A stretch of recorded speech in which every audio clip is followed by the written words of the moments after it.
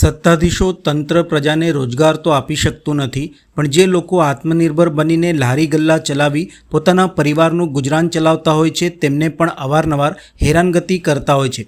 મોટા માથાના દબાણો સામે કોર્પોરેશન હાથની અદબ મોડે આંગળી મૂકીને બેસી રહે છે, પણ પાલિકાની દબાણ શાખા રોજબરોજ વિવિધ વિસ્તારોમાં દબાણ દૂર કરવાના નામે લારી ગલ્લા ધારકોને હેરાનગતિ કરતી હોય તેવી લારી ગલ્લા ધારકોને લાગણી થઈ રહી છે. ટ્રાફિક સહિતની સમસ્યાનું નિરાકરણ લાવવામાં પાલિકા તંત્રના સત્તાધીશો અધિકારીઓ આજ સુધી કોઈ યોગ્ય આયોજન કર્યું નથી. લારી ગલ્લા ધારકો માટે સ્ટ્રીટ વેન્ડર પોલિસીનું અમલીકરણ થતું નથી. પરિણામે લારી ગલ્લા ધારકો પણ હેરાન થઈ રહ્યા છે અને ટ્રાફિકના પ્રશ્નો પણ થતાં લોકો પણ હેરાન પરેશાન થતા હોય છે. ત્યારે આજે સ્ટ્રીટ વેન્ડર પોલિસીના અમલ તેમજ લારી ગલ્લાવાળા સાથે થતા અન્યાય બંધ કરવા બાબતે મ્યુનિસિપલ કમિશનરને રજૂઆત કરવા શહેર કોંગ્રેસ પ્રમુખ તેમજ વિપક્ષી નેતા પાલિકા કચેરીએ કોંગ્રેસના કાર્યકરો લારી ગલ્લા ધારકો સાથે પહોંચ્યા હતા. મ્યુનિસિપલ કમિશનર અરુણ મહેશ બાબુને રજૂઆત કરવામાં આવી હતી કે પહેલાં સ્ટ્રીટ વેન્ડર પોલિસી લાગુ કરવામાં આવે, ત્યારબાદ લારી ગલ્લા ધારકોના દબાણો દૂર કરવામાં આવે. જ્યાં સુધી સ્ટ્રીટ વેન્ડર પોલિસી લાગુ ન થાય ત્યાં સુધી લારી ગલ્લા ધારકોને પોતાનો વેપાર કરવા દો. જો સ્ટ્રીટ વેન્ડર પોલિસી લાગુ ન કરવી હોય તો લારી ગલ્લા ધારકો માટે વૈકલ્પિક વ્યવસ્થા કરી આપવી અથવા તો કોઈ બીજી જગ્યા ઉપર વ્યાપાર રોજગાર કરવા માટે જગ્યા ફાળવી આપે તેવી માંગણી કરવામાં આવી હતી. વિપક્ષી નેતા ચંદ્રકાંત શ્રીવાસ્તવે જણાવ્યું હતું કે લારી લગાવવું ગુનો નથી, સરકાર લોન આપે છે અને આ બાજુ લારી ઉચકી લેવાય છે. લારી ગલ્લા ધારકોના શિરે પોતાના ઘરની જવાબદારી હોય છે. આમ અચાનક રોજગાર છીનવાઈ જતા તેમના ઉપર શું વીતતી હશે તે એસી કેબિનોમાં બેસીને અધિકારીઓ અને સત્તાધીશોને ખબર નહીં પડે. હાલ તો જ્યાં સુધી સ્ટ્રીટ વેન્ડર પોલિસીનું અમલીકરણ ન થાય ત્યાં સુધી લારી ગલ્લા ન ખસેડાય તે બાબતે આવેદનપત્ર આપ્યું છે. કોંગ્રેસ પાર્ટી અને કોંગ્રેસ પાર્ટીના પ્રમુખ અને અમે બધા કાર્યકર્તાઓ વિરોધ પક્ષના નેતા તરીકે લારી લગાવો એ ગુનો નથી, કારણ કે સરકાર રોજીરોટી આપી શકતી નથી. ઘરમાં બે બાળક હોય, માતા પિતા હોય, ભાઈ બહેન હોય, આખું પરિવાર જેના પર ચાલતું હોય, સરકાર 10,000 લોન આપતી હોય કે તમે ધંધો કરો અને આ બાજુ આ લોકો ઉઠાઈ જતા હોય તો કઈ રીતે ધંધો કરવાનું? સરકારની પોલિસી શું છે તો નક્કી કરો. સુપ્રીમ કોર્ટે જ્યારે આદેશ આપેલો હોય કે સ્ટ્રીટ વેન્ડર પોલિસી જ્યાં સુધી અમલમાં ના કરો ત્યાં સુધી કોઈની લારી ઉઠાવવાની નહીં, તો આ ડિક્ટેટરશીપ છે, દાદાગીરી છે આમની.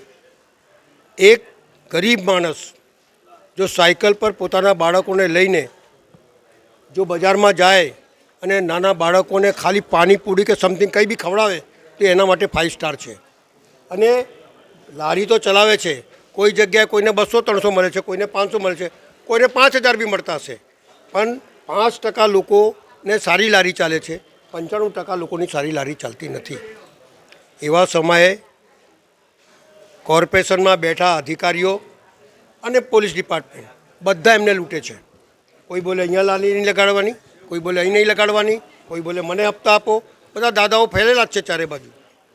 સરકાર નીતિ નિયમ નક્કી કરી શકતા નથી ને એનો અમલ બી નથી કરી શકતી. એવા સમયે કમિશનર પાસે અમે એ જ માંગ કરીએ છીએ કે અમને જ્યાં સુધી સ્ટ્રીટ વેન્ડર પોલિસી તમે અમલમાં ન મૂકો ત્યાં સુધી એમની લારી ના ઉઠાવો, એમને ધંધો રોજગાર કરવા દો, એમનું પેટીયું ભરાય એ પ્રમાણેની વ્યવસ્થા કરો. સુસાગરની લારી આજથી નથી લાગતી, સર સયાજીરાવ ગાયકવાડના વખતથી લાગે છે. અહીંયા જ્યારે લારી લગાડતા હતા ત્યારે GDCR નહોતું, કોઈ પાર્કિંગની જગ્યા રાખવાની નિયમ નહોતો, ત્યારથી લગાડતા હોય. બીજી અનેક જગ્યાઓ ઉપર તો દરેક જણનું પેટીયું ભરાય, રોજગાર મળે, ધંધો કરી શકે, બાળકોને ભણાવી શકે, મા બાપની દવા કરી શકે, આ તમામ બાબતો લારી ઉપર જ ચાલતી હોય. ત્યારે મારું માનવું છે કે અત્યારે અમે લોકો આવેદનપત્ર આપીએ છીએ, એના પછી આખા વડોદરા શહેરના સ્ટેટ બિલ્ડર પોલિસીવાળા લારી ગલ્લાવાળાઓને ભેગા કરીશું. સરકારને કહીશું કાં તો રોજીરોટી આપો, કાં લારી ચલાવવાની વ્યવસ્થા આપો. આ પ્રમાણેનું અમારું આયોજન છે. અત્યારે આવેદનપત્ર આપી કમિશનરશ્રીને કીધું છે કે ભાઈ અમને લારી ગલ્લા ચલાવવા દો. એના માટે નહીં કે એમને બહુ કમાવી લેવું છે કે બિલ્ડિંગ બનાવવી છે, પણ પોતાના પરિવારનું પાલન પોષણ કરી શકે એ માટે એમની લારી ચાલવા દો અને સ્ટ્રીટ વેન્ડર પોલિસીની અમલ કરો.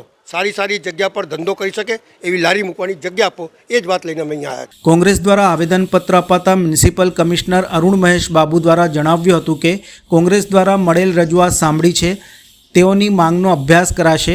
હાલ સ્ટ્રીટ વેન્ડર પોલિસી અમલીકરણ માટે કામગીરી થઈ જ રહી છે. શહેરમાં સ્વચ્છતા પણ જળવાઈ રહે, લોકોના રોજગારના પ્રશ્નો પણ ન નિર્માણ થાય તે માટે કમિટી બનાવેલી છે અને આ વિષયને લઈને કામગીરી પણ થઈ રહી છે. એક યુનિફોર્મ સિસ્ટમ બનશે જેથી કોઈનો રોજગાર પણ નહીં છીનવાય અને શહેરમાં લોકોને પણ વાહન વ્યવહારના પ્રશ્નો ન થાય, સ્વચ્છતા જળવાઈ રહે. આ બધી બાબતોનું પણ ધ્યાનમાં લઈને તે દિશામાં કાર્યવાહી ચાલી રહી છે. કેન્દ્રમાં જ્યારે કોંગ્રેસની સરકાર હતી ત્યારે સ્ટ્રીટ વેન્ડર પોલિસીનો કાયદો બન્યો, જેનો અમલ હજુ પણ ગુજરાત રાજ્યના વડોદરા શહેરમાં થયો નથી. ગરીબ લારી ગલ્લા ધારકો, નાના ફેરિયાઓ જે રોજબરોજની મજૂરી કરીને પોતાનું ગુજરાન ચલાવતા હોય ત્યારે એવા ગરીબ લારી ગલ્લાવાળા પર આ કોર્પોરેશનની દબાણ સખત દાદાગીરી કરે છે, જેને સખત વખોડીએ છીએ. સાથે સાથે પોલીસની કામગીરી પણ બહુ મોટો પ્રશ્નચિહ્ન ઊભો થયો છે, કારણ કે ટ્રાફિકના નામે તમે લારી ગલ્લાને હટાવો એ ખોટી વાત છે. વડોદરા શહેરમાં ટ્રાફિક કંટ્રોલ કરવા માટે બીજા ઘણા બધા ઉપાય છે, પરંતુ જો લારી ગલ્લાવાળાને તમે આવી રીતે હેરાનગતિ કરશો તો આ લોકો એમનું ગુજરાન કેવી રીતે ચલાવશે? કેટલાક બીજેપીના કોર્પોરેટરોનો અમારી પાસે નામ સાથે પુરાવા પણ છે કે જે લોકો એ સમય આવશે ત્યારે અમે તમને રજૂ કરીશું કે જે લોકો પેપરમાં ભૂતકાળમાં એમના નામ સાથે સમાચાર પણ આવેલા છે કે આ લોકો લારીઓવાળા પાસેથી પણ હપ્તા ઉઘરાવે છે. તો બહુ શરમની વાત છે. આ હપ્તાખોરી બંધ થવી જોઈએ. લારી ગલ્લાવાળાને એમનો અધિકાર મળવો જોઈએ. એમનો હક માંગે છે, ભીખ નથી માંગતા. સ્ટ્રીટ વેન્ડર પોલિસીનો અમલ કરો, લાયસન્સ આપો, ઓફિશિયલી જગ્યા આપો, અને જ્યાં સુધી તમે આ લોકોને સ્ટ્રીટ વેન્ડર પોલિસીનો અમલ ના કરતા હોય તો કોઈ પણ લારી ગલ્લાવાળાને તમને હટાવવાની કોઈ એ લોકો એ કરી શકે નહીં. જે બાબત અમે કમિશનર રજૂઆત કરી છે, જો નહીં કરવામાં આવે, લારી ગલ્લાવાળાને ન્યાય આપવામાં નહીં આવે, સ્ટ્રીટ વેન્ડર પોલિસીનો અમલ કરવામાં નહીં આવે તો કોંગ્રેસ પાર્ટીને આંદોલન કરવાની ફરજ પડશે. આજે સવારે કોંગ્રેસ સિટી યુનિટ દ્વારા રજૂઆત લઈને આવ્યા હતા કે સ્ટ્રીટ વેન્ડર પોલિસીને અમલ કરવા સુધી કોઈને હટાવતા નહીં કરીને. આની અંદર એમની રજૂઆત એ પણ હતી કે ઘણા બધા લોકોની ધંધા રોજગાર છીનવી રહ્યા છે અથવા શિફ્ટ થઈ રહ્યા છે, એમની પણ રજૂઆત હતી. પણ એમને રજૂઆતને સાંભળીને એમની જે પણ ડિમાન્ડ્સ છે આ ડિમાન્ડને અમે સ્ટડી કરીશું.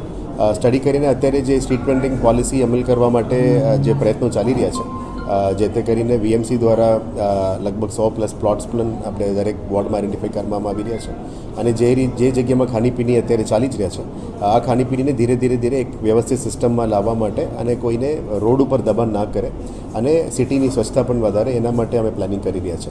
આવનારા દિવસોમાં પાર્કિંગ બાબતમાં પણ જે આડેધડ પાર્કિંગ ચાલી રહ્યા છે એને પણ એક રેગ્યુલરાઇઝ સિસ્ટમમાં કરવા માટે પે એન્ડ પાર્કિંગનું વ્યવસ્થા અમે ઊભું કરવાનું પ્લાનિંગ કરી રહ્યા છે, જેથી કરીને અત્યારે જે ફૂટપાથ ઉપર ગાડીની પાર્કિંગ થાય છે અથવા એના ઉપર લારી ગલ્લાનું થઈ રહ્યા છે એને પણ સિસ્ટમેટિક રીતે એક જગ્યા ઉપર કરવાનું પ્લાનિંગ ચાલી રહ્યા છે.